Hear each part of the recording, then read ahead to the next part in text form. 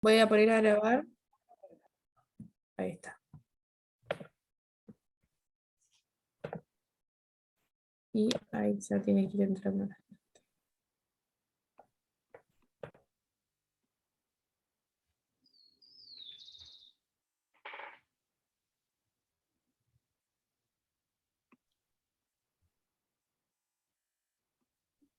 Bueno, si a ustedes les parece bien, lo que hacemos es esperar 5 minutos más y comenzamos. Ale, ¿cuál es la idea? ¿Cómo son los momentos de Los este encuentro? momentos son O sea, cada una habla 15 minutos.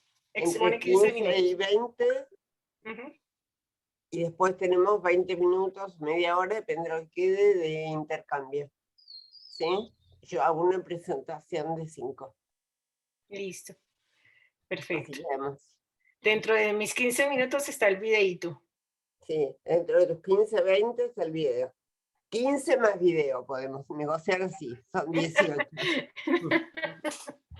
Gracias. Es corto. Para mí fue una sorpresa porque esos videos son de 25 minutos, algo así. Y esta semana tuvimos reunión con el nuevo ministro de Educación para mostrarle lo que había de movimiento pedagógico en Colombia y como que se situara un poco.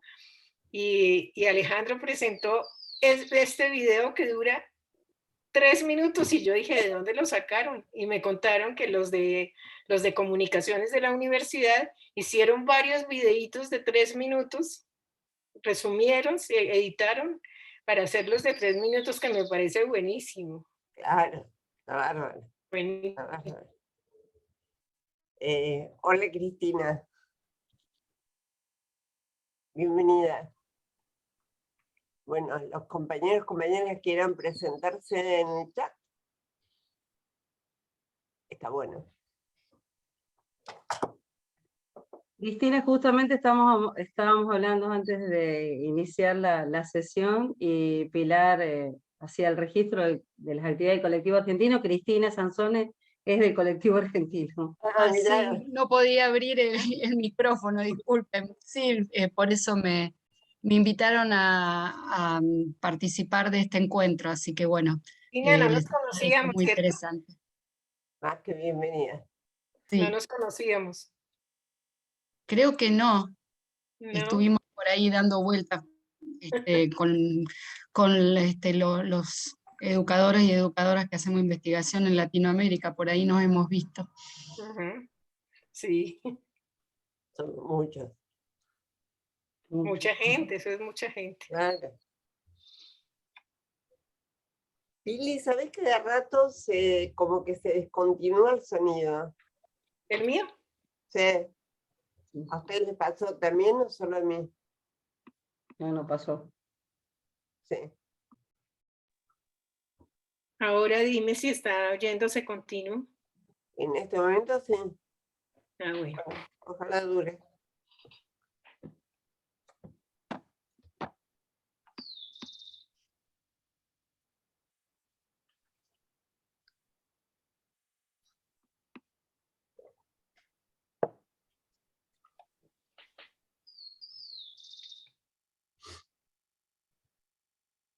Bueno, a mí me parece que sala abierta, 10 minutos, podemos comenzar. Lo que en general sucede con estas sesiones es que, además de quienes se suman en sincrónico, tienen un visionado importante asincrónico, bueno, como pasa con estas producciones en este tiempo.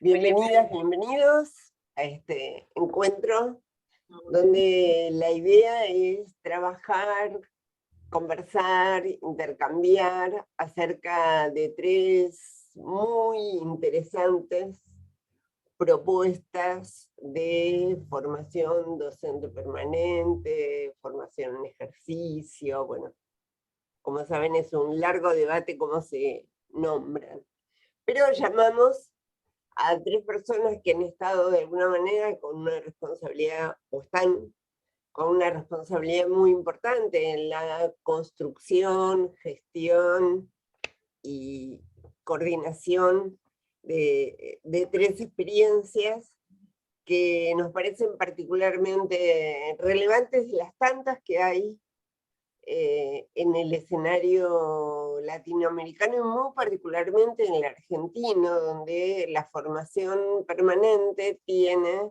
una relevancia desde hace varias décadas que no es común encontrar en otros países desde las políticas gubernamentales.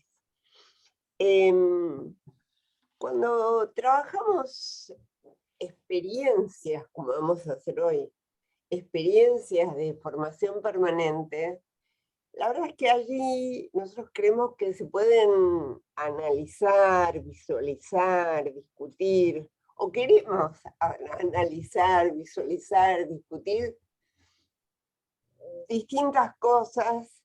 Yo diría, voy a enumerar 4 que seleccioné de las tantas que me parecen interesantes para pensar.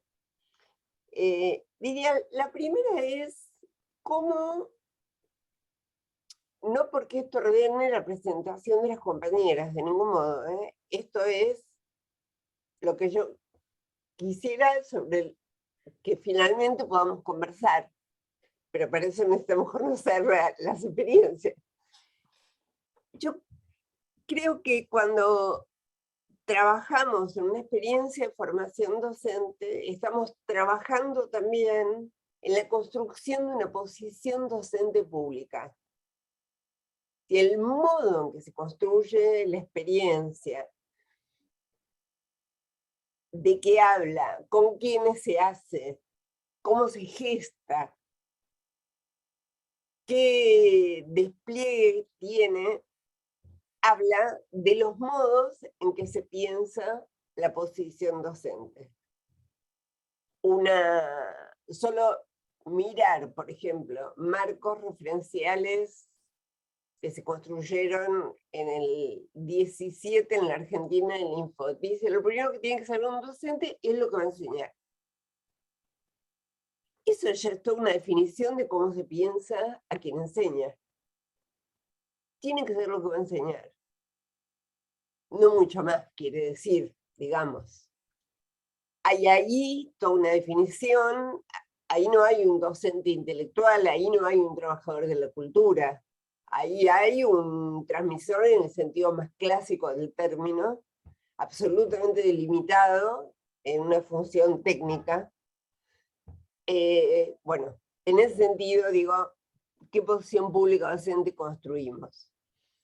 Ahí también juega qué participación tienen las y los docentes en la construcción misma, sea directa o indirecta. Pero qué lugar le cabe a las y los docentes en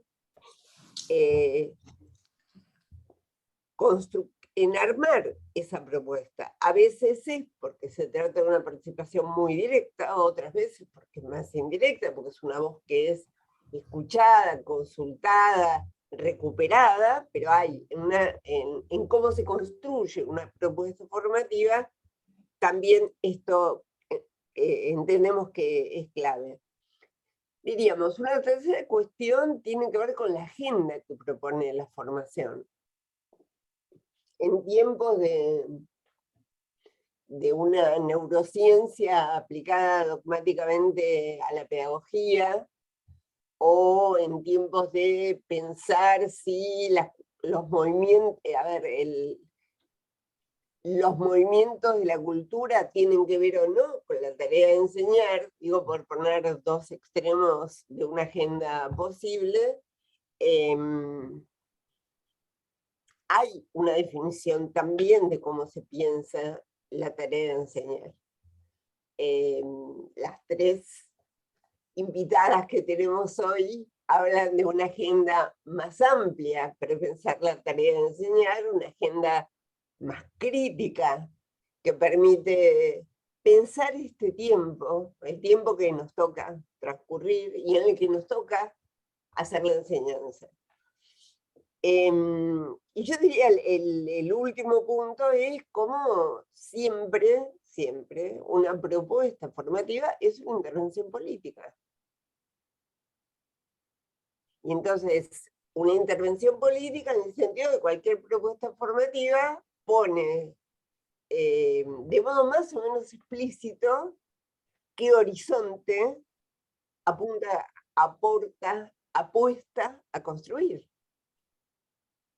¿Qué sociedad queremos? ¿Qué mundo le dejamos a los que vienen? ¿Qué queremos transmitir? ¿Qué priorizamos en la transmisión de la cultura de la que nos hablan tantos pedagogos? Bueno, entonces, con esas preguntas en la cabeza, es que elegimos 3 invitadas que nos parece nos van a ayudar a pensar de modo oblicuo, por supuesto, nunca directo, pero que nos van a ayudar a pensar en estos temas. Y que nos van a contar además la génesis de 3 proyectos muy interesantes, vitales, pero vitales porque tienen historia, ¿no? Siempre recordamos ahí una frase,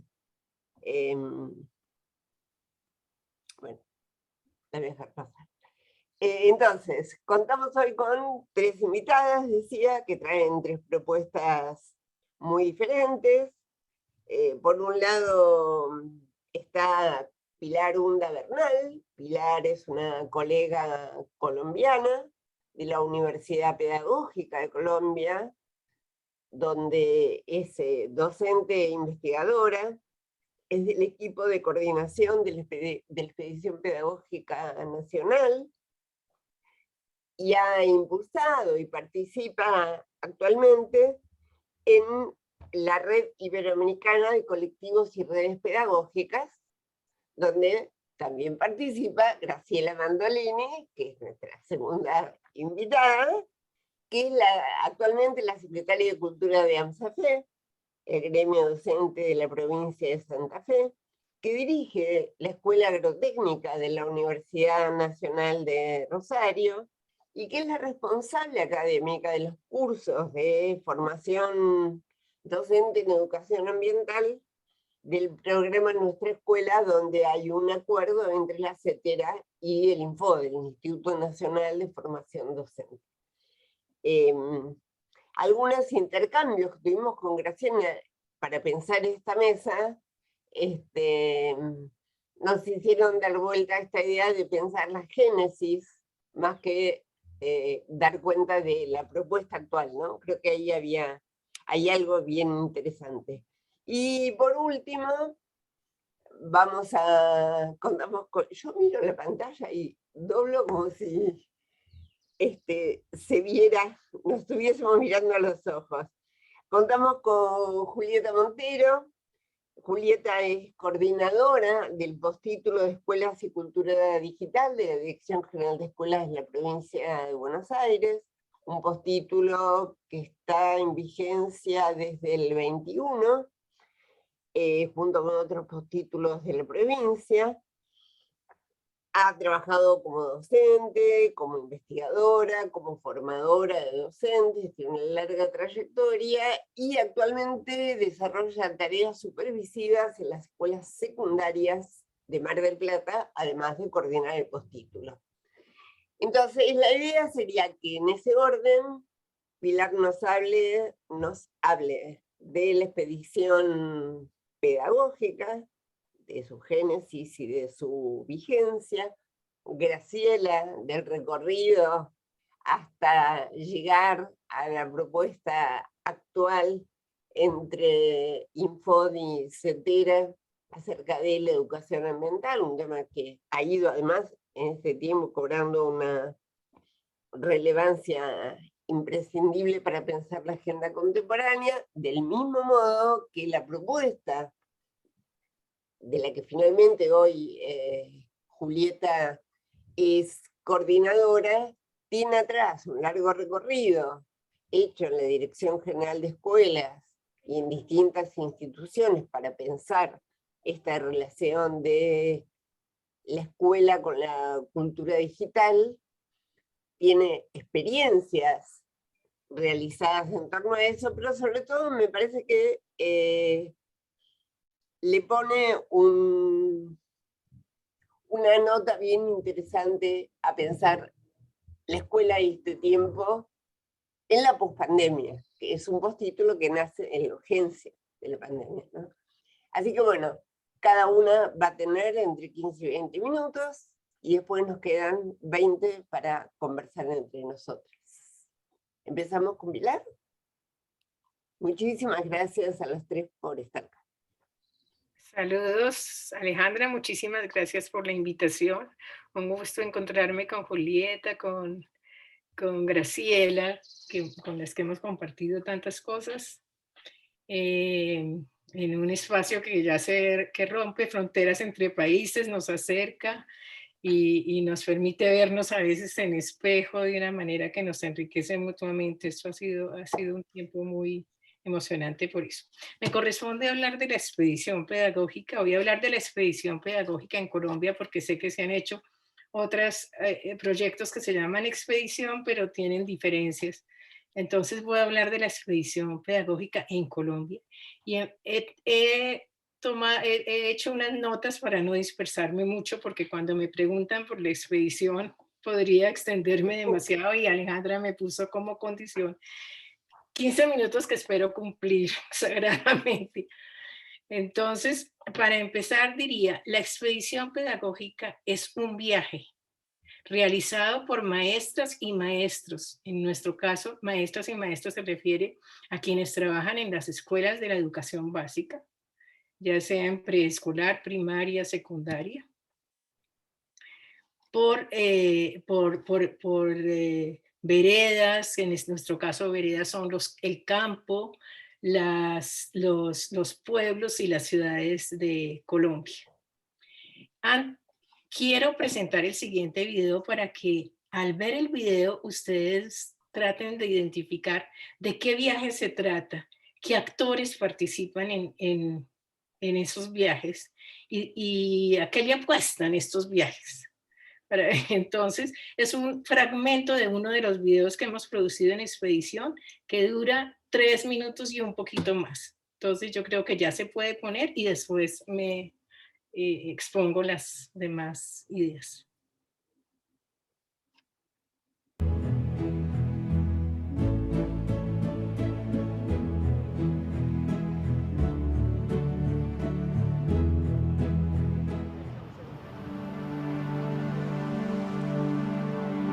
Risaralda, corazón verde de Colombia, regiones de Cafetero. Llegamos a Pereira, la perla del Otún. Vamos a viajar a través de una experiencia pedagógica, una escuela hecha desde la calle y desde la vida misma, la escuela itinerante. En este momento nos encontramos en la Plaza de Bolívar, frente a la escultura de Rodrigo Arenas Betancourt. Lleva en la mano derecha la flama de la libertad. Para mí, escuela itinerante es un aprendizaje constante que vamos construyendo en el itinerar por la ciudad. Y también para mí es el sitio en el cual me brinda comprensión, cariño y amor. Esta era la calle real de la 17 a la 20 con la octava. Y ahí está una de las frases más importantes del maestro Luis Carlos González Mejía: aquí no hay forastero, todos somos pereiranos. La escuela itinerante es una propuesta visionada por 3 maestros de hacer la escuela en la calle y aprovechar todos los espacios que presenta la ciudad y la vida misma. Y no fue acogida, nadie daba crédito de esta propuesta. Pero por fin, en el año 1999, la escuela fue una realidad.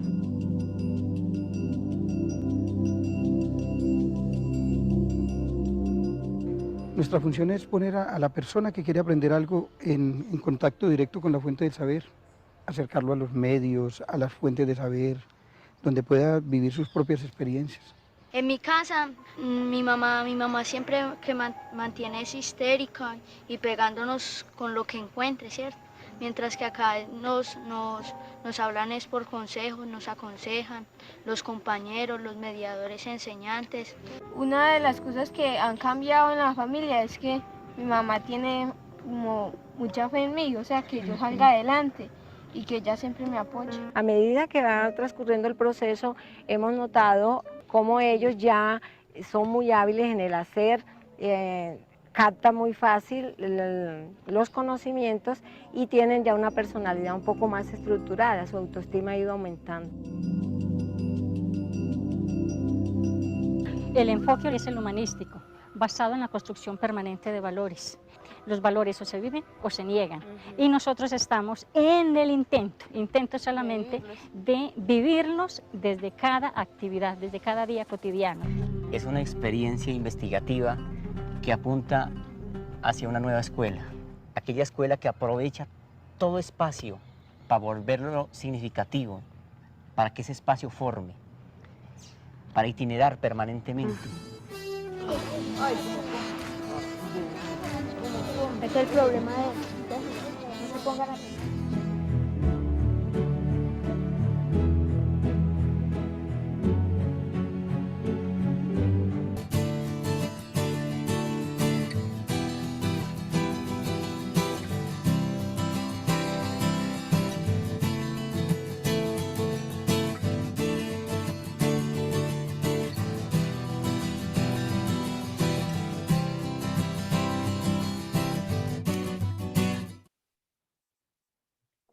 Bueno, ahí nos quedamos a la expectativa porque son tantas las cosas de decir que habría que decir sobre esta experiencia en particular.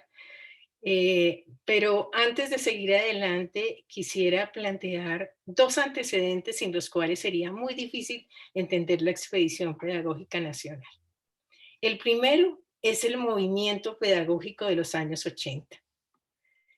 En este movimiento, que entre otras está cumpliendo 40 años en el momento, ese movimiento surgió como una forma de resistir a unas políticas que en los años 80, finales de los años 70, más bien en el 78, se llamaron políticas de renovación curricular, orientadas al mejoramiento cualitativo de la educación. Era una política que pretendía definir los planes y programas de estudio, o sea, los currículos, para todo el país. En esos programas se definía qué se debía enseñar, con qué propósitos, cómo enseñarlo, con qué herramientas, en qué momentos, según cada materia y según cada nivel escolar.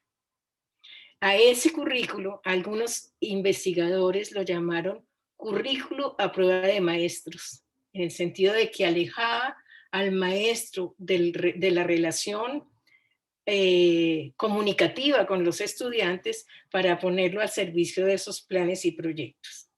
Voy a resaltar los aportes que los grupos de investigación que hacían parte de las universidades, los maestros y los movimientos sociales que confluyeron en ese movimiento pedagógico liderado en los 80 por la Federación Colombiana de Educadores FECODE, que es el sindicato de maestros. Tres aportes que me parece importantísimos de exponer en esta conversación, más con las preguntas que ha hecho hace un momento Aleja. El primero es el cuestionamiento a la taylorización de la educación. Ese concepto se refiere a que en esas políticas se suponía que unos podían pensar la educación y a los maestros les correspondía ejecutar lo que ya ellos habían pensado.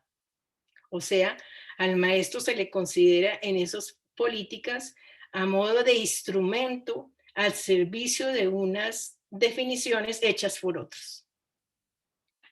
Eso es profundamente cuestionado desde diferentes enfoques en los años 80.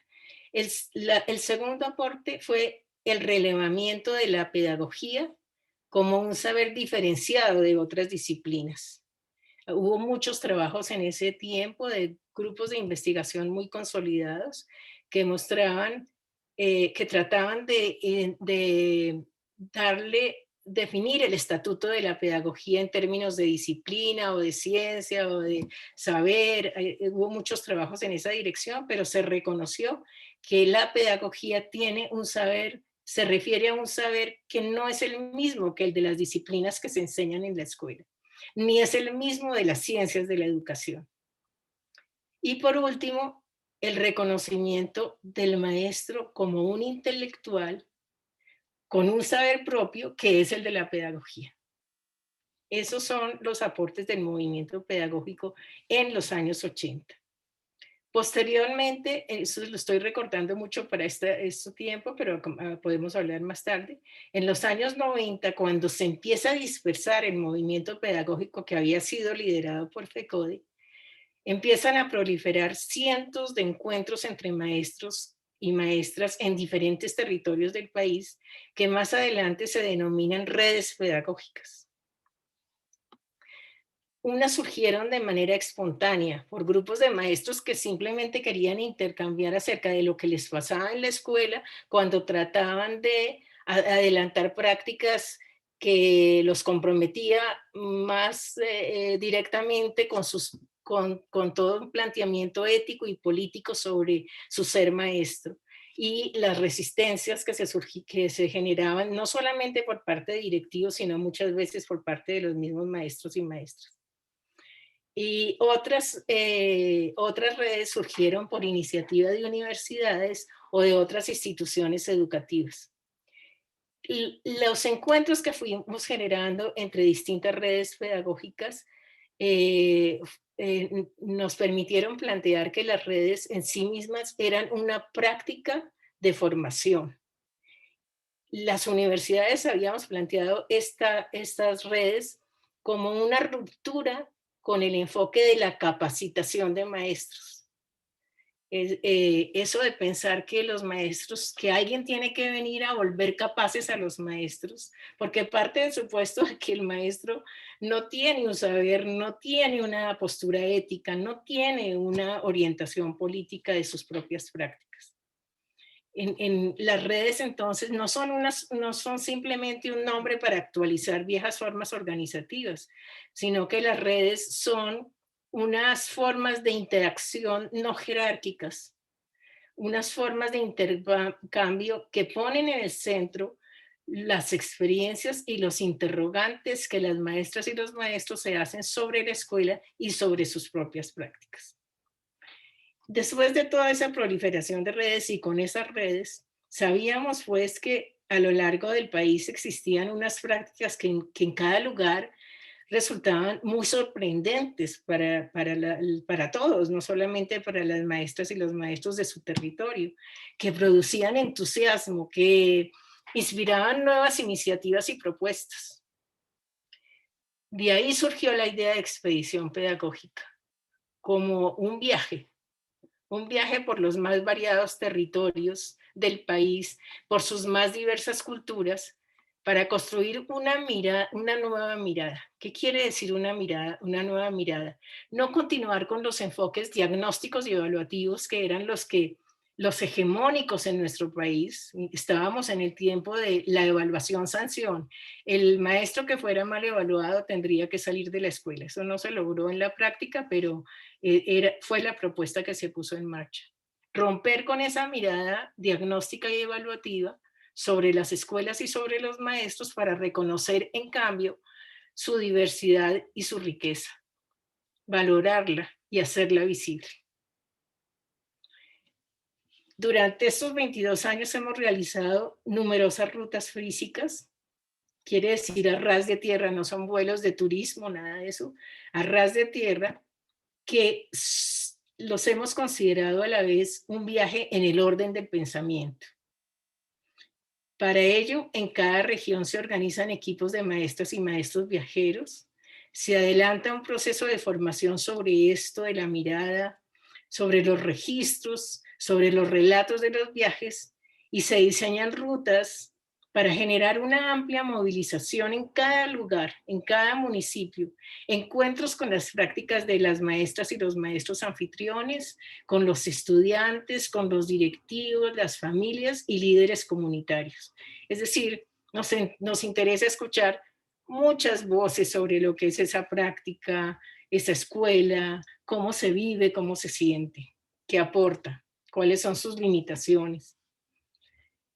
Y a partir de los registros y de las huellas de los viajes en las experiencias de cada viajero o viajera, nos hemos dado a la producción colectiva de saber a través de unos procesos complicados que nos han generado muchos desafíos, digamos, que combinan talleres locales de producción en un primer lugar en lo que fue un mismo equipo de ruta, después talleres regionales y después talleres nacionales que se alimentan mutuamente.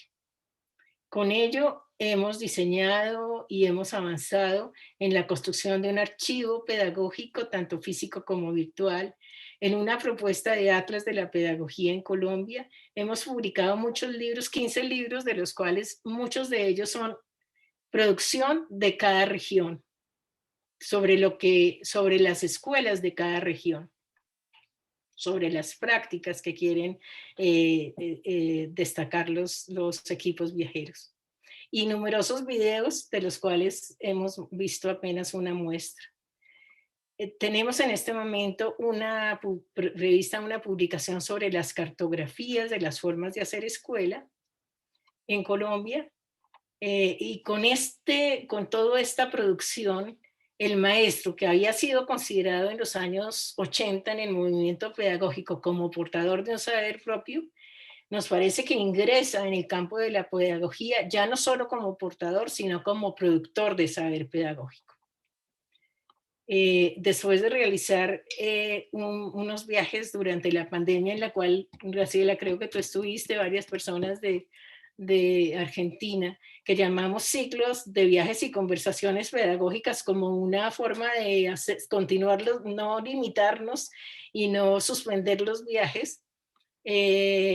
Estamos empeñados en continuar una expedición que comenzamos antes de la pandemia, que se llama Expedición por la Memoria del Conflicto Armado y las Iniciativas de Paz desde las Escuelas, en lo cual ya hemos tenido unos avances muy importantes, sobre todo en Bogotá y en unas regiones cercanas, y nos ha permitido poner en la escena pública prácticas que buscan desaprender la violencia y construir paz desde las escuelas. Esta es mi síntesis, Aleja, no sé si me pasé de tiempo. Impecable el tiempo. Ah, oui.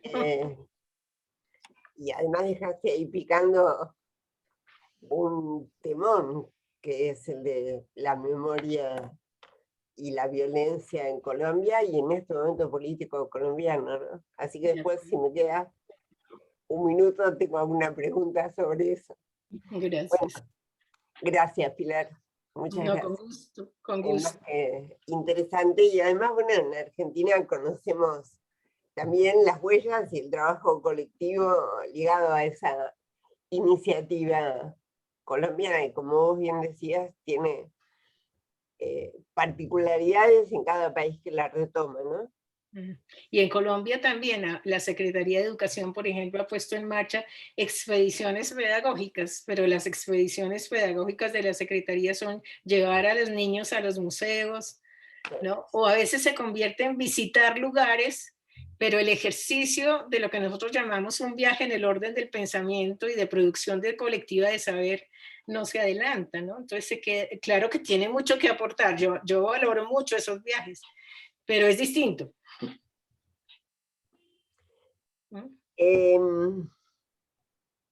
Para mí también hay otra cosa, ¿no?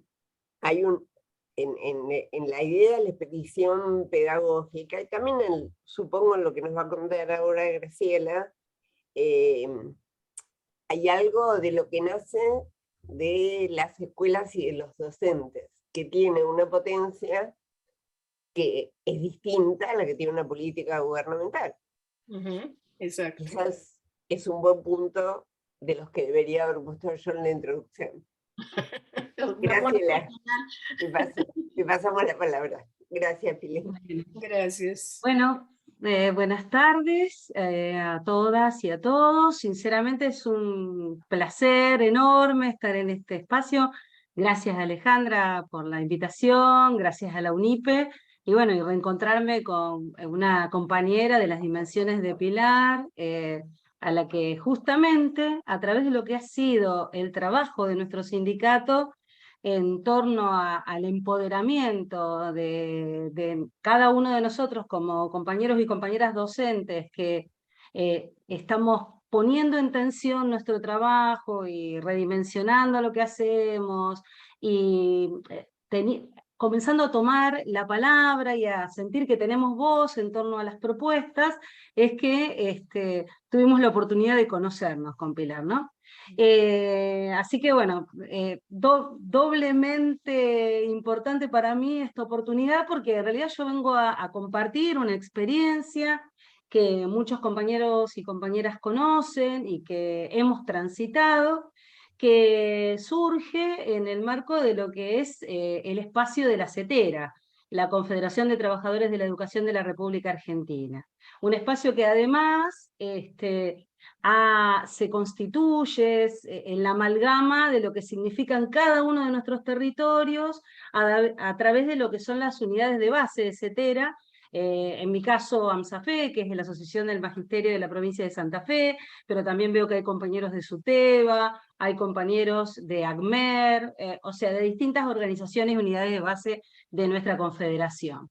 Y allá por mediados de la década del 90, coincidentemente con esta descripción que hacía Pilar de cómo se encaramaron en nuestros espacios sociales, propuestas de carácter neoliberal, nuestra confederación comenzó a pensar que teníamos como docentes que comenzar a pensar que, además de todas las reivindicaciones que teníamos que pensar desde el punto de vista salarial, desde el punto de vista de dignificar las condiciones de nuestro trabajo, también teníamos que dar una pelea por lo que significaba la posibilidad de construir el conocimiento, y construir el conocimiento además desde una lógica que nos diera la posibilidad de recuperar la palabra, de tener voz, de plantear cómo nuestras experiencias de trabajo eran instancias que nos permitían la reflexión y el análisis, de poder compartirlas con otros compañeros y compañeras en distintos espacios. Y así, a mediados de la década del 90, ya hace como 25 años, empezaron a surgir propuestas, y en realidad hubo como grandes pilares respecto de los cuales comenzamos a pensar el trabajo docente, la investigación educativa y la educación ambiental.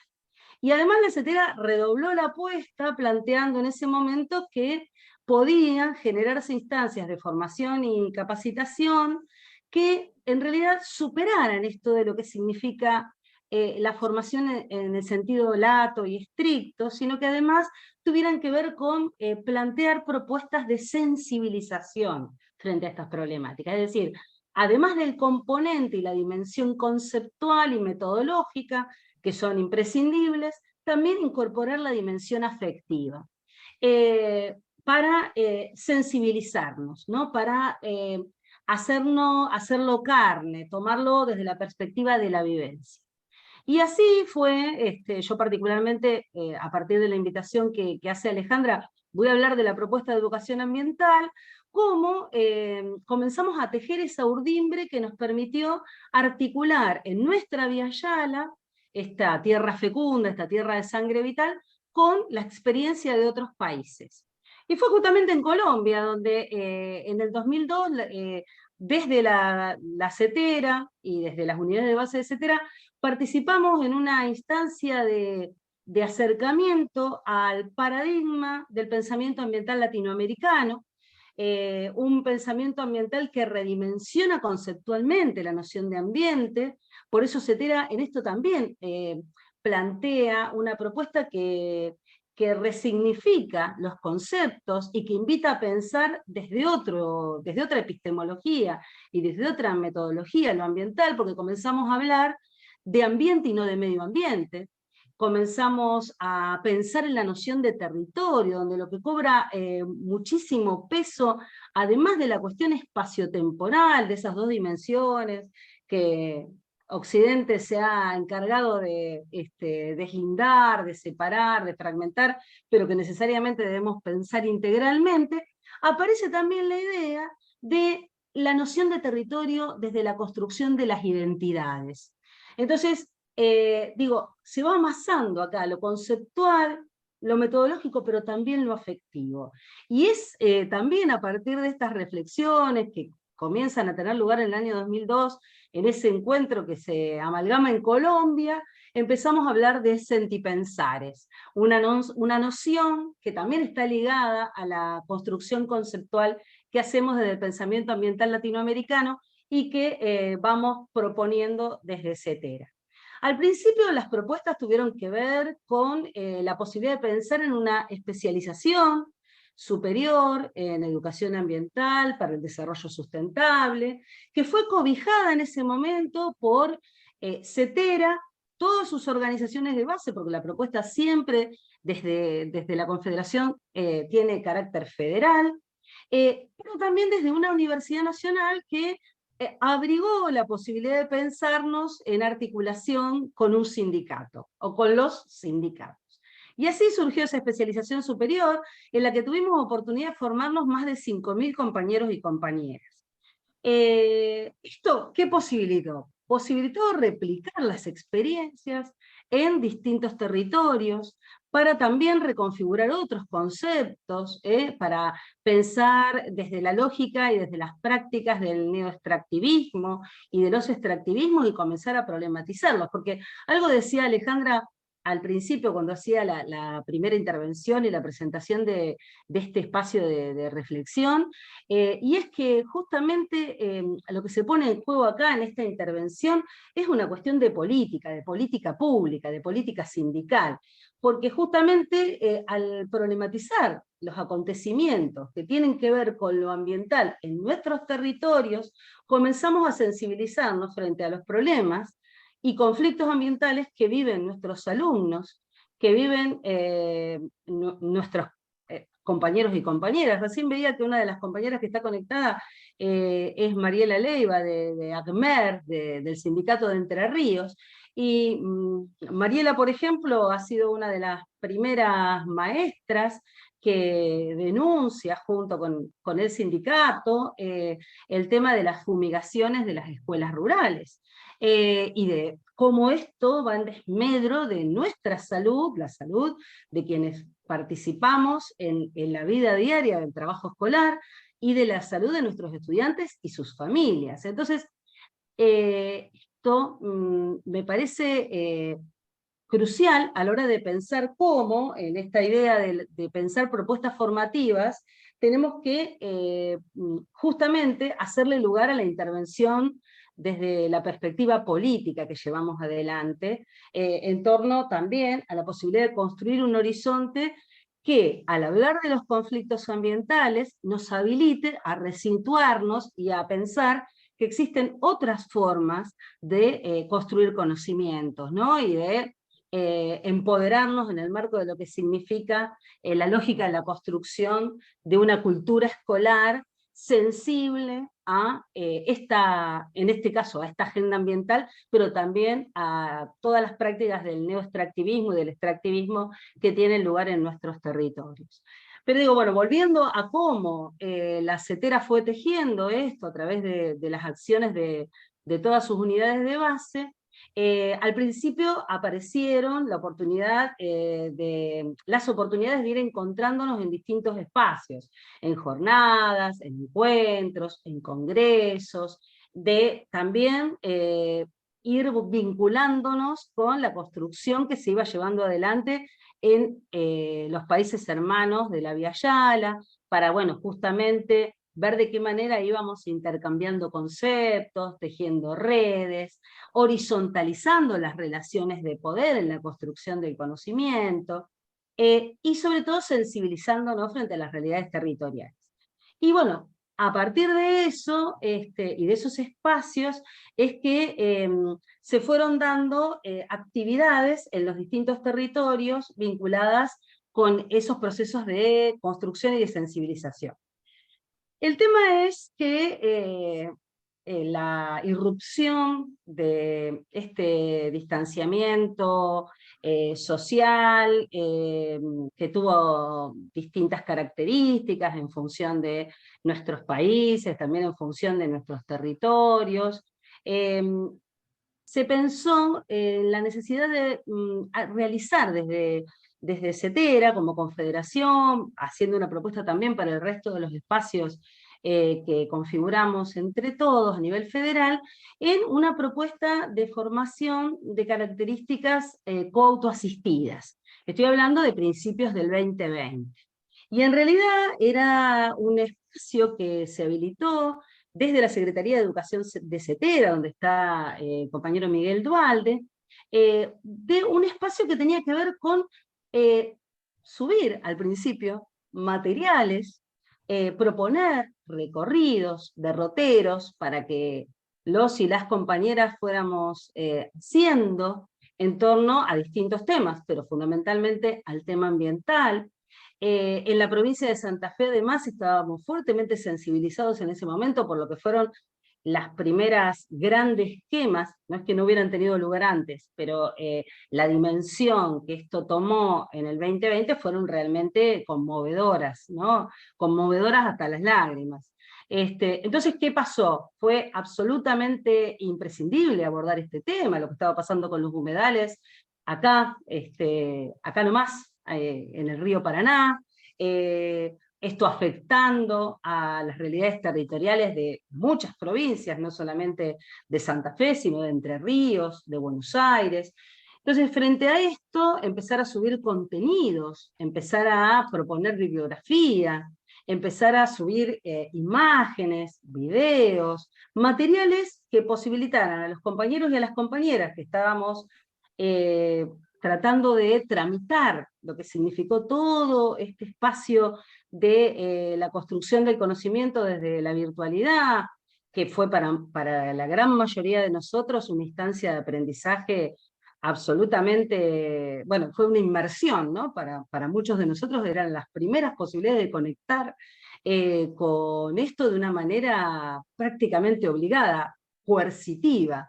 Y bueno, había que buscar, sugerir estrategias, compartirlas, porque acá el tema era, ahora hablamos nosotros, y hablamos nosotros desde nuestros recorridos, desde nuestras realidades, desde nuestras posibilidades. Y así comenzamos a compartir esos materiales en la página de CETERA, en la página de AMSAFE, de ACMER, de cada una de las organizaciones, de SUTEBA, y comenzamos a también intercambiar experiencias. Y bueno, se pensó en la necesidad de articular con el Instituto Nacional de Formación Docente y elaborar una propuesta de carácter federal que CETERA privilegió en este sentido en torno al tema ambiental. Hubo otras propuestas también, la de la educación sexual integral, la del abordaje de temas vinculados con la investigación educativa, con el trabajo docente, pero fundamental la formación de los espacios de los compañeros y las compañeras que estaban en los espacios directivos, pero en relación al tema ambiental, bueno, yo tuve la oportunidad de comenzar a pensar en una propuesta que privilegiara la idea de brindar un espacio de reflexión y al mismo tiempo de un espacio para compartir información, materiales,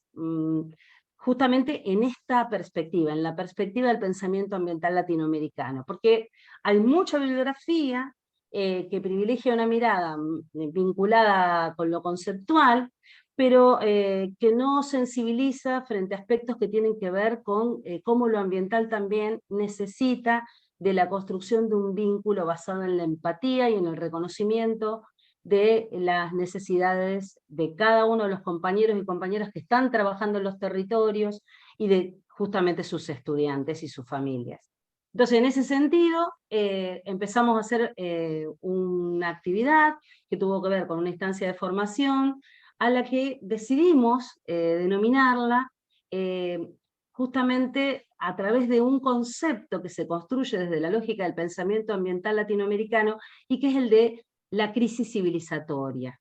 Nosotros hablábamos de una crisis de civilización, la crisis civilizatoria y el diálogo de saberes, y en ese sentido habilitábamos un espacio de reflexión relacionado con la educación ambiental. En este momento esto se inscribe, seguimos adelante con la propuesta, redoblamos la apuesta, y estamos planteando la necesidad de pensar la educación ambiental en nuestras escuelas y territorios comenzando a construir éticas y estéticas para habitar este mundo que nos exige desde una agenda ambiental que nos interpela permanentemente, y que además siempre estamos un paso atrás, a pensar en las maneras de reflexionar sobre estos temas con nuestros y nuestras estudiantes, y al mismo tiempo también, desde los distintos niveles y modalidades del sistema educativo formal, empezar a elaborar propuestas que redimensionen nuestros quehaceres en el contexto institucional. Además, nos dimos a la tarea de participar, y esto el sindicato justamente reclamó, la posibilidad de participar e intervenir en las distintas instancias que hubo de reflexión sobre la ley de educación ambiental integral, que se sancionó en junio del año pasado, pero en la cual nosotros venimos teniendo una participación importante a partir de los meses de agosto, septiembre del 2020, cuando esto se empezaba a configurar. Porque justamente el sindicato lo que hizo fue disputar un espacio en el que poder intervenir respecto a cómo pensar esta ley de educación ambiental integral, donde también iba a tener un peso fundamental lo que pudiéramos hacer todos y cada uno de quienes estamos transitando y habitando las escuelas, y al mismo tiempo donde tenía que tener un espacio muy importante de consideración, lo que podemos hacer también desde la construcción de una perspectiva intergeneracional. Porque justamente es importante convalidar lo que pueden traer nuestros estudiantes al espacio de discusión escolar, sensibilizados frente a la realidad ambiental que estamos viviendo en todos nuestros países. Y en ese sentido también, bueno, pensar en algunas prácticas que son las que ponemos a disposición, porque bueno, los compañeros en estas instancias de participación que implica las actividades que proponemos desde CETERA Infod, elaboran videos, mandan propuestas de lo que están haciendo en las instituciones educativas, nos cuentan sus proyectos, hacemos intercambio de experiencias, porque bueno, acá entendemos que este diálogo de saberes habilita horizontalizar las relaciones en torno a la construcción pedagógica que intentamos llevar adelante desde esta perspectiva crítica, y bueno, y haciendo lugar a esta posibilidad que vos nos invitaste a pensar, Alejandra, cuando planteaste que esto es cuestión de política educativa, de práctica social crítica, y de pensar en un horizonte en el que podamos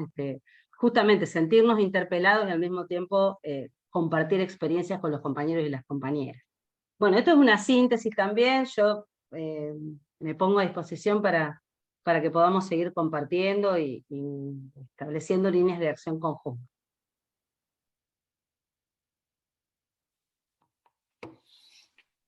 Gracias, Graciela. Pensaba en algo que insistimos mucho a partir de trabajo comparado, ¿no? Que es un rasgo en la Argentina, que es la preocupación que tienen algunos sindicatos de América Latina. Pili nombró al FECODE en el origen, en fines de los 80 y 90, que es la preocupación político-pedagógica que tiene la CETERA, ¿no? La CETERA y muchos de sus sindicatos de base. Yo recuerdo mucho, no voy a decir el país, una entrevista que hice al dirigente de un sindicato docente, que yo salí ahí pensando, si hubiera conversado con un dirigente de un sindicato metalúrgico, el diálogo hubiera sido el mismo. En Argentina, defender el trabajo docente desde nuestros gremios es también defender la escuela pública. Y para eso además se producen saberes. Y a mí me parece que ese es un rasgo muy valioso, lo que contó Graciela, lo escribo ahí, de nuestros sindicatos docentes, y una riqueza para nuestro país y las políticas educativas, ¿no? Bueno, Juli va a traer una experiencia distinta porque va a hablar desde una experiencia que propone un Estado provincial, ¿no? Y cómo se fue construyendo. Así que, Juli, te pasamos la palabra. Un gusto también que estés aquí. Bueno, muchísimas gracias. Muchas gracias por la invitación y muchas gracias a Pilar y a Graciela por las reflexiones que nos han traído hasta acá, que por supuesto entran en diálogo con todo lo que venía pensando para esta instancia. Como voy a contar una propuesta mucho más joven en su génesis, es posible que algo del orden de registro se modifique porque voy a poder profundizar en decisiones más chiquitas, digamos, de estructura, curriculares y de contenidos, en función precisamente de que estamos hablando de una propuesta que tiene rodando como máximo 2 años, ¿no?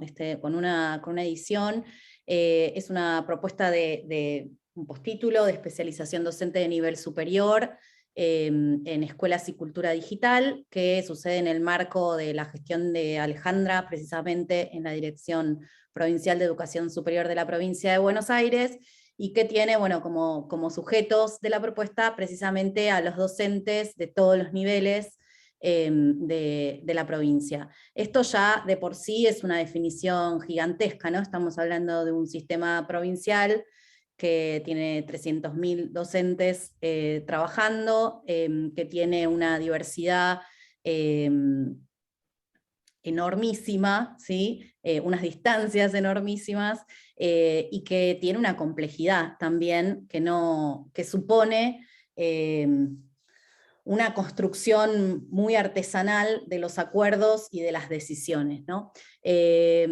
Nosotros a mediados del 20, a instancias de Alejandra, con otros 2 compañeros empezamos a pensar 3 postítulos, teníamos algunas coordenadas muy claras, ¿sí? Que tenían que ver con pensar propuestas en diálogo con el territorio, y cuando digo territorio lo utilizo de la misma manera que Graciela lo utilizaba recién, ¿no? En el marco de una política provincial, no solo educativa, sino de una política provincial que recupera la identidad bonaerense como un vector importante, ¿sí? Para pensar precisamente la provincia y a sus personas, ¿sí? Teníamos, bueno, este eje de la territorialidad como desafío, teníamos también el desafío de pensar la modalidad, ¿no? Esto de la virtualidad y la presencialidad. Hablé de mediados del 2020, estábamos en plena pandemia, pero el desafío era pensar un postítulo que funcionara en ese contexto y después también, ¿no? Entonces ahí la pregunta por la modalidad. Y además teníamos un desafío que tenía que ver también con pensar una propuesta de 1 año, ¿no? De 1 año de duración. Y eso no es una cuestión menor, sino que tiene que ver precisamente con pensar una propuesta que tensione algunas lógicas de la formación docente permanente en la provincia y en otras muchas provincias, que tienen que ver con la primacía de la oferta privada, muchas veces, ¿no? En la provincia de Buenos Aires, por la modificación de los procesos de decisión en la formación permanente, durante los 4 años del gobierno macrista habían proliferado propuestas formativas con mucho puntaje, de nivel superior, como diplomaturas y especializaciones, que pasaban por unos controles distintos a los cursos, ¿no? Y que eso tensionó mucho, y lo voy a decir en esta clave porque es lo que corresponde, el mercado de la oferta formativa. Y ahí la provincia, además de intervenir con políticas específicas para la regulación de eso, ¿sí? Y la atención de la idea de mercado de la formación permanente, también tuvo la intención de armar propuestas que por su masividad y por su estructura y por su agenda, ¿sí? Vinieran a poner en tensión esta cuestión. Entonces, hay 3 cuestiones fundamentales en las que tuvimos que tomar un conjunto de decisiones, ¿no? Cómo pensar la territorialidad, y eso es común a los postítulos. Cómo pensar el lugar del saber docente, del docente como productor de saber pedagógico, de qué manera proponer una materialidad para esto, ¿sí? Y lo último tiene que ver con lo específico de la propuesta formativa de cultura digital, que es qué curso de cultura digital para este momento, para este tiempo, ¿no? Qué propuesta de formación permanente de nivel superior para este tiempo en términos de cultura digital. Y cuando digo este tiempo, estamos hablando también de un tiempo que, aunque no quisiéramos que nos condicionara, era un tiempo de pandemia, ¿no? Y donde la digitalidad y la escuela adoptaron otro espesor, otra urgencia y ¿no? Otra dimensión, digamos, en su importancia cotidiana. Que la propuesta sea joven no quiere decir, por supuesto, que no dialoga con propuestas anteriores y con realidades presentes de la provincia de Buenos Aires y de la nación.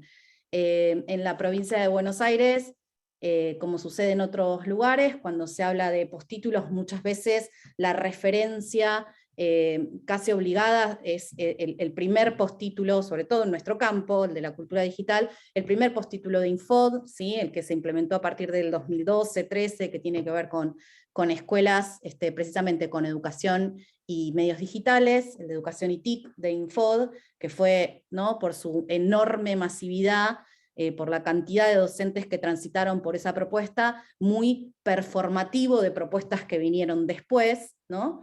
Necesariamente entrábamos en diálogo con esto, y también con la propuesta de nuestra escuela, que luego de implementado este primer postítulo y los otros que desarrolló el Infod en ese periodo, transfirió fondos directamente a los institutos para la conformación, para los institutos de formación docente de la provincia de Buenos Aires, para la conformación de postítulos desde esos lugares, ¿no? Entonces, necesariamente necesitábamos entrar en diálogo con estas dos realidades, poniéndolas en tensión, y también proponiendo, ¿no?, marcando nuestra agenda y nuestras intenciones. Y ahí una primera discusión tuvo que ver con desde dónde, ¿no?, hacer el postítulo, si hacer un postítulo centralizado que hablara desde La Plata, o hacer un postítulo que hablara desde el territorio. Y claramente ahí la orientación tenía que ver con pensar lo territorial, ¿no? Y es una decisión política que debe traducirse en un conjunto de respuestas pedagógicas. Para nosotros algunas respuestas curriculares, ¿sí?, y otras pedagógicas. Una primera decisión fue hacer una selección de un conjunto de institutos, 25 institutos, para estos primeros 3 postítulos, ¿no? Estas como las decisiones conjuntas, 25 institutos donde se iban a, desde dónde se iban a proponer los postítulos. Esos postítulos en su diseño ideal, porque después hubo que implementarnos en el 21 en la realidad de una pospandemia que todavía no empezaba, ¿no? Entonces, en su esquema ideal, en esos 25 institutos iban a suceder un cierto porcentaje de la carga horaria de la propuesta formativa, ¿no? Entonces, en principio, trabajamos mucho con los institutos para seleccionar un conjunto de formadores que fueran de cada institución y de cada territorio, ¿sí? No hicimos una propuesta, insisto, desde La Plata, sino que como la intención también es pensar la misma propuesta formativa como una forma, ¿no?, de instalar dentro de cada institución determinadas preguntas, determinados enfoques, también que los docentes de la propuesta fueran de cada institución, no era una decisión menor, sino que era una decisión que tenía que ver fundamentalmente con, bueno, qué queremos que pase en el territorio con la propuesta que llevamos.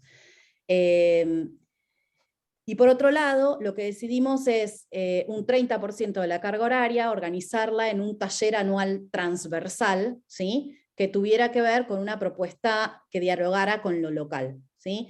En ese sentido, la centralidad de esos espacios no tenía que ver con esto, con fortalecer un determinado enfoque sobre la problemática y con poner a disposición de los docentes ciertas lecturas y ciertas problematizaciones sobre la cultura digital, sino proponer otra forma de construir colectivamente, otra forma de agruparnos, distinta a la de las aulas virtuales donde sucedían, ¿sí?, otros otras cuestiones, y entonces en esos espacios que eran presenciales originalmente pensados, ¿no? Que eran mensuales, que eran de varias horas, que agrupaban de otra manera a los docentes, pensar otra forma de construir saber, con otra temporalidad, ¿no? Y con esta idea de encontrarnos de otra manera, ¿no? Cada postítulo tiene 6 módulos que van por aulas virtuales, los formadores son de cada instituto, y además un módulo anual, ¿sí? En paralelo y presencial, que se propone la producción de saberes. En ese sentido, aparecía en ese espacio del taller transversal de producción situada, la segunda tensión o el segundo desafío, que tiene que ver con cómo pensar la producción del saber docente, ¿no? Esta tensión histórica del campo de la pedagogía y de la educación, ¿no? que ubica en distintos lugares al pedagogo y al maestro, y al saber que producen pedagogo y maestro, una problematización que no hace falta que desarrolle, ¿no? Estando aquí quienes estamos, pero la idea era, bueno, ¿cómo acompañamos esta valorización de la producción de saber docente, y desde qué estrategias específicas, ¿no? de producción de saber? Es decir, ¿qué trabajo de producción proponemos?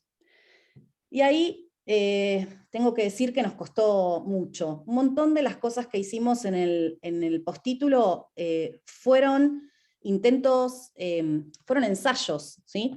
Estamos en instancia de evaluación para la segunda vuelta, pero muchas cuestiones fueron ensayos. Fue, bueno, vamos a decidir esto ahora y ver cómo funciona, en diálogo con el equipo de coordinación, con los autores y también con los formadores, porque como el equipo de formadores que quedó conformado una vez hecho el trabajo en territorio de selección en los institutos, era un equipo muy potente y muy formado en el campo, se convirtieron también en autores y en organizadores de esa propuesta formativa en muchas instancias, ¿sí? Sobre todo en lo que tiene que ver con este taller transversal.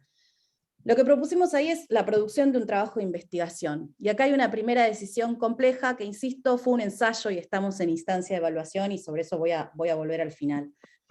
Fue proponer una producción anual que recuperara de alguna manera la forma, la estructura y los pasos del trabajo académico.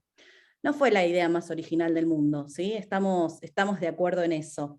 Lo que decidimos fue proponerle a los docentes, hacer un recorte, ¿sí? Seleccionar un problema, construir un estado del arte, construir un marco teórico, construir un marco metodológico, ¿sí? Hacer un trabajo de campo y construir conclusiones en función de eso. Esta decisión tuvo que ver, en principio, porque el espacio no pudo ser presencial, teniendo en cuenta lo que sucedió durante todo 2021, ¿sí? En la provincia de Buenos Aires los institutos no volvieron a la presencialidad sino hasta muy avanzado el año, y en algunos casos solamente. Y entonces teníamos el desafío de generar una propuesta de producción de saber docente que la pudiéramos gestionar con 35 personas para 3.500 docentes, ¿no? Entonces la estructura del trabajo de investigación nos permitía de alguna manera abordar esta tensión entre la masividad de la propuesta y la realidad del deseo de producción de saber. Ahí sabemos perfectamente que haber seleccionado o haber ido por el camino de la estructura no necesariamente le pone en valor el trabajo de producción de saber que los docentes hacen cotidianamente en el aula, ¿sí? Tal vez una estructura de otro tipo, o una producción de otro tipo, como las narrativas, ¿sí? Hubiera sido sin ninguna duda más interesante. Pero también sucede que en los institutos de formación docente hay proyectos y propuestas financiadas por el INFOD que tienen que ver con construir una determinada estructura de investigación, ¿no? Los proyectos concursables que propone el INFOD. Y también, de alguna manera, acompañar a los docentes en incorporar, ¿no? en poder estructurar la producción del conocimiento de una forma académica, también es una forma de darles ingreso, ¿sí? A esos proyectos concursables y de formar en cada institución, ¿sí? Compañeros y compañeras con posibilidades de participar de esas instancias Y en ese sentido nos parecía interesante fortalecer en los territorios esta posibilidad. La realidad es que hoy tenemos 630 trabajos se produjeron, ¿sí? De los más de 1.500 docentes que promocionaron, que concluyeron esta primera edición del postítulo. Y la verdad es que los trabajos que leemos nos emocionan muchísimo y lo que vemos es que se produjo algo que no estábamos seguros que con el esquema de investigación se pudiera producir.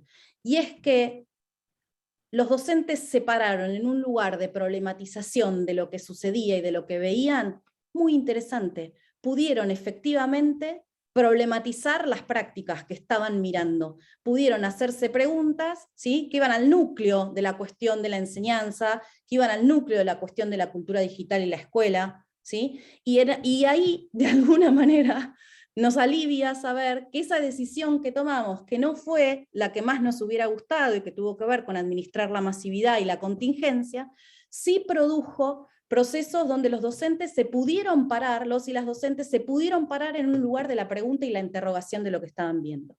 Y en ese sentido también quiero comentar que esos 630 trabajos son también, por supuesto, una memoria de la pandemia, salir a mirar experiencias docentes de educación mediada por los nuevos medios digitales.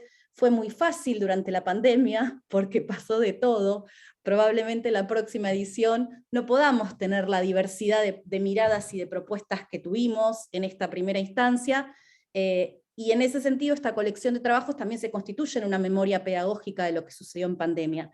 Tenemos trabajos de educación primaria, educación inicial, secundaria, superior, técnica, técnico-profesional, artística superior, trabajos que miran qué hicieron los equipos de orientación, qué pasó con las comunidades sordas de educación especial, trabajos que miran qué pasó en educación de adultos, trabajos que miran qué pasó, ¿sí? Con la enseñanza, con el posicionamiento docente. Realmente la diversidad da cuenta de un periodo muy especial y de ese intercambio entre escuelas y cultura digital que nos entusiasma un montón. Queremos urgentemente salir a publicar esos trabajos, ¿sí? Todos los que podamos, porque nos parecen de un valor de registro de memoria y de ejercicio de reflexión docente que queremos que circulen, ¿sí? El tercer núcleo de problemas tiene que ver con qué cultura digital, qué propuesta de cultura digital para este momento, ¿no? Para este momento y para ese momento. Y ahí muchos de los desafíos que nos aparecen tienen que ver con cuestiones que Pilar y Graciela ya plantearon, ¿no? Muchas veces el discurso de la cultura digital y la escuela viene siendo como uno de los caballitos de batalla de lo que Pilar llamó la taylorización de la educación, ¿no? Incluir los medios digitales en la escuela es muchas veces la excusa para un discurso antiescolar muy fuerte, ¿no? Que se para en el lugar de que la escuela está mal, de que la escuela hace un siglo y medio que no cambia, ¿sí? Y de que los docentes no son necesarios. Entonces, ¿cómo pensar una propuesta de cultura digital que desde el principio pensara las cosas de otra manera, ¿no? Y ahí tenemos como un lema que es cómo pensar una cultura digital en defensa de la escuela, en los términos de Simons y Mechelen, ¿no? Cómo pensar la cultura digital desde el interior de la escuela, desde las preguntas pedagógicas que tenemos, desde la necesidad de pensar la evaluación, de pensar la enseñanza, de pensar la convivencia en las escuelas, ¿no? De pensar qué mundo y qué formación para mañana. Entonces, la pregunta es cómo pararnos frente al problema de una manera que nos permita reflexionar sobre estas cuestiones que muchas veces en la historicidad, ¿sí? De las propuestas de formación de educación y TIC aparece desdibujado, ¿no? Nosotros no queríamos que nadie se distrajera y pudiera circular por la propuesta como si nosotros pensáramos que la escuela está mal, que la escuela, ¿sí? Hay que dar la vuelta porque no sirve y que los docentes tienen que desaparecer porque en realidad en el mundo de mañana los chicos pueden aprender por sus propios medios en la interacción con algún algoritmo o algún aparato. Te queda 1 minuto. 1 minuto. Bueno, ahí quiero decirles que también pensamos la respuesta como un ejercicio. Y lo que convocamos fue compañeros que tenían las mismas preguntas que nosotros, como autores, y lo que hicimos fue ensayar un montón de respuestas, ¿sí? Y también dejar pendientes muchas preguntas, que los docentes retomaron en estos trabajos, ¿sí? Y que las usan para mirar esas preguntas, las retoman para mirar qué pasa en las aulas con esas preguntas, ¿no? Lo fundamental, y me gustaría no dejar esto por afuera, lo fundamental para pensar la cultura digital para nosotros hoy tenía que ver con el mundo que vivimos, ¿no? Hace 12 años, cuando arrancó Conectar Igualdad, no teníamos muy en claro hacia dónde iba el mundo de las tecnologías. Teníamos algunas pistas, ¿no? Hoy vivimos en un mundo donde vamos hacia un creciente control algorítmico de las decisiones, desde los semáforos en la calle hasta las decisiones electorales. Y entonces nos preocupa mucho, ¿sí?, ese mundo de mañana, y que la escuela no dé pistas para ese mundo de mañana y para abrir esa caja negra que hoy es la robotización de las decisiones informáticas del mundo, ¿no? Y en ese sentido, para nosotros fue una preocupación muy importante pensar al docente como un trabajador de la cultura, ¿sí?, que viera, primero, que tuviera la posibilidad de ver esto como un problema, de pararse desde el lugar que decidiera informar, ¿sí?, a ese problema, y en todo caso también incorporarlo a sus prácticas de enseñanza como pregunta para los estudiantes. Esto. Súper. Muchas gracias, Juli. Bueno, 3 propuestas diferentes. Me parece que las 3 con mucha carne para discutir. Creo también con un profundo respeto por el trabajo docente, y a la vez, como entiendo que parte de ese respeto, entender que la formación, en primer lugar, no es algo que se da, y que tiene que ver con el mundo contemporáneo, ¿no? Que nuestro trabajo de enseñar es un trabajo ligado al mundo contemporáneo. Y podemos leer las 3 propuestas en esa clave, haciendo hincapié en la pedagogía, haciendo hincapié en la cuestión ambiental, haciendo hincapié en la cultura digital, y cómo podemos discutir ese objeto, pero a la vez estamos discutiendo el mundo que queremos.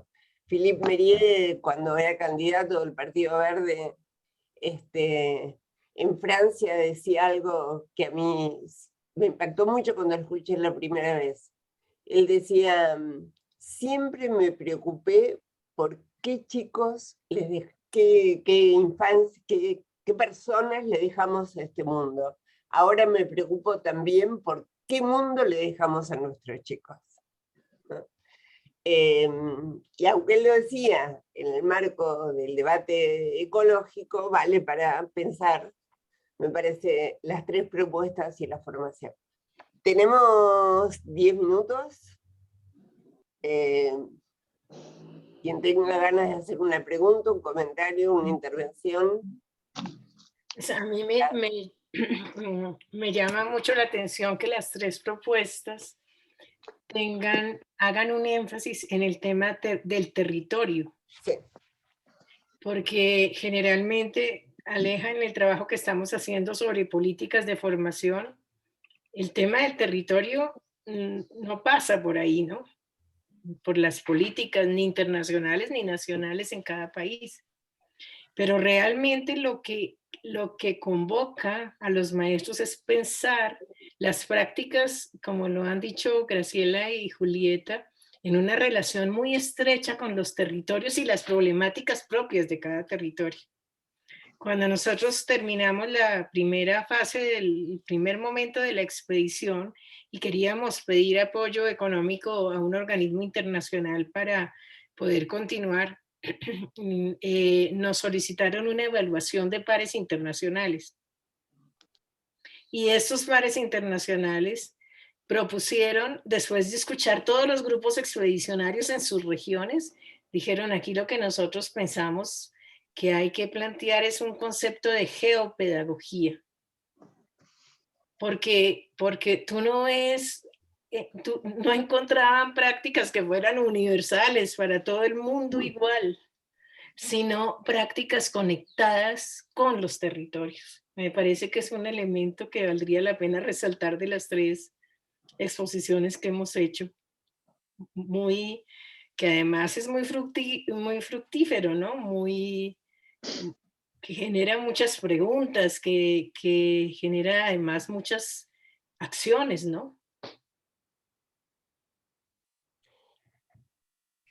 Sí, que tiene consecuencias, lo diría en el mejor sentido, ¿no? Que es una intervención. Cuando vos tomas la dimensión territorial, algo sucede ahí. Que muestra otra maestra y otro maestro, ¿no? Un maestro que no es ajeno al mundo en el cual vive, que lo está problematizando, pero que no se queda problematizándolo, sino que construye propuestas. A mí eso me parece potente. Perdón, Pilar. En este sentido, me parece también que, bueno, acuerdo absolutamente con esto de la geopedagogía, y que es un concepto en realidad que a partir de esta noción de territorio nosotros también vamos configurando en la perspectiva. Recién Julieta planteaba la cantidad de compañeros y compañeras que están participando de estas instancias de formación. Nosotros los otros días, por ejemplo, con los tutores y tutoras, que además son compañeros que han atravesado las instancias de participación y de formación, y que además también trabajan en los sindicatos de distintas perspectivas y van haciendo el proceso de acompañamiento, los tutores y tutoras, en el marco de esta propuesta que tiene CETERA con el Infod. Íbamos buscando, necesitábamos conectar con compañeros y compañeras que fueran de una determinada provincia, ¿no? Y esto de ver cómo se teje ese vínculo en cada uno de los territorios, porque además CETERA viene trabajando con la Defensoría del Público en cómo llegar y cómo llevar la información vinculada desde lo ambiental, desde una perspectiva que hable del conflicto ambiental y que no solamente privilegie algunas cuestiones que tienen que ver con las cuestiones que a veces son las que se ponen de manifiesto porque son las contundentes, las que se ven, sobre las que se habla, sino también poder hablar de estas historias, de estas microhistorias, de estas historias de vida de los compañeros y compañeras. Yo decía antes, contaba antes el tema de lo de las fumigaciones, y por ejemplo, desde la organización, desde el sindicato,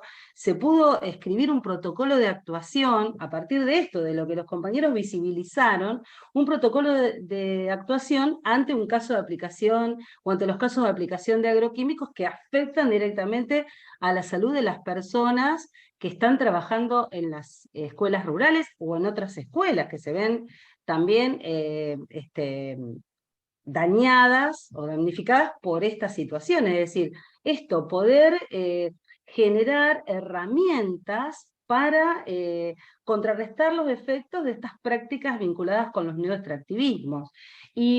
O por ejemplo las propuestas que tienen los compañeros y compañeras para producir alimentos en el marco de la soberanía alimentaria, poder problematizar y preguntarnos qué comemos, por qué producimos, dónde producimos, qué comemos, si los alimentos que producimos en las regiones donde vivimos tienen que ver con nuestra alimentación, con nuestras identidades, y bueno, cómo se privilegia también la construcción de una mirada vinculada con la agroecología en los espacios educativos.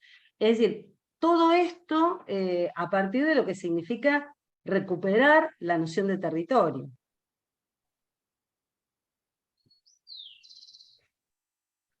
Y el otro tema que expone Julieta, ¿no? El tema de qué sería investigar y producir saber a partir de los maestros, no desde otras disciplinas y otras prácticas investigativas, sino una investigación propia, que tú lo trabajas, creo que lo profundizas bastante y eso nos da para hacer una serie de planteamientos con mucha fuerza, porque no es la misma investigación de otras ciencias y de otras disciplinas. Ahí dice Cristina, me parece que las 3 propuestas reconocen que los docentes podemos producir conocimiento desde y sobre el contexto escolar. Es una afirmación, ¿no? Yo diría, reconocen y se construyen sobre eso. Y creo que esa es una riqueza particular de las presentaciones. A lo mejor fue más explícito en el caso de Pilar y de Graciela, porque conozco de cómo se llega al postítulo de Escuela y Cultura Digital también. La experiencia previa alimentó lo que allí se hizo, y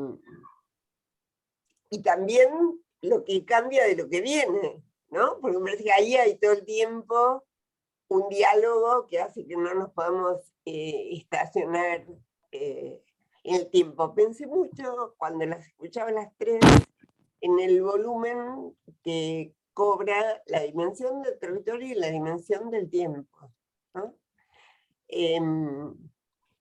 Bueno, en cualquiera de los casos estamos llegando hacia el final del tiempo, es nuevamente, del tiempo que tiene esta actividad.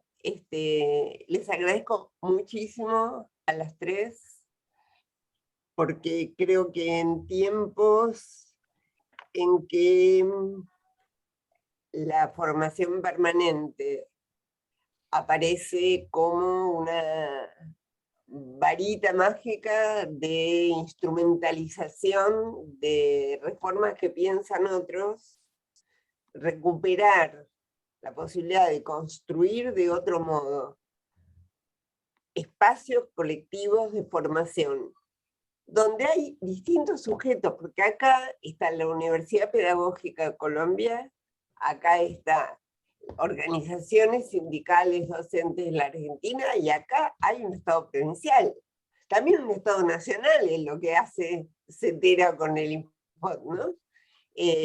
Digo que de distintas instancias se puede construir otro modo de pensar la formación.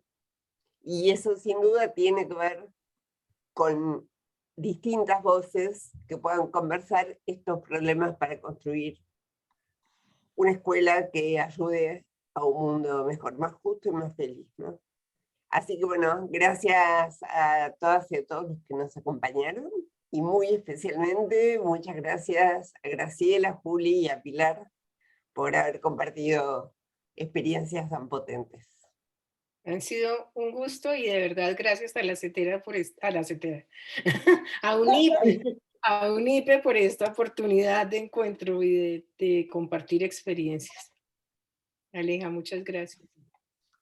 Muchísimas gracias. Me sumo a los Sinceramente, un agradecimientos. lujo compartido este espacio, sinceramente. Muchas gracias, Alejandra, por la invitación, y bueno, a Julieta y a Pilar por las intervenciones y los aportes, de los cuales tomamos nota. Sí, tomamos nota, claro. Bueno, un abrazo para todos. Abrazos, gracias. Cariño.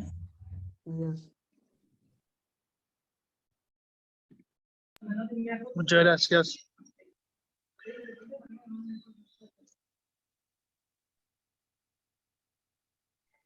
Saludos, gracias. Gracias. Hasta pronto. Nos vemos, estamos en contacto, gracias. Chao, Graciela, me mandas. Chao, Pilar, nos hablamos, ¿eh? Listo, sí. Adiós, Abrazos. nos vemos. Abrazo, Julieta, Jorge. Adiós. Adiós, chao, chao. Gracias, Julieta.